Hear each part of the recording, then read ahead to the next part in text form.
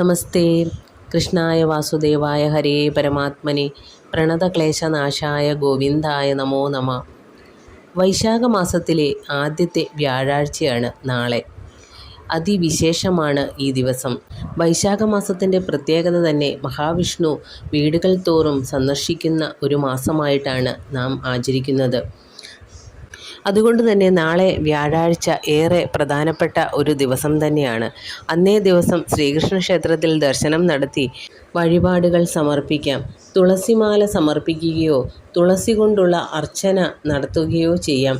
വെണ്ണ നിവേദ്യം, അവൽ നിവേദ്യം ഇതൊക്കെ അതിവിശേഷമാണ്.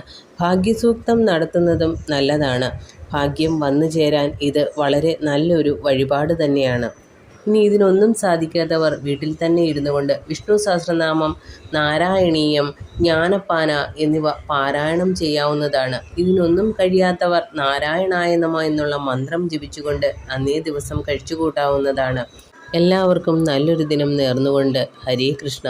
സർവം ശ്രീകൃഷ്ണാർപ്പണമസ്തു.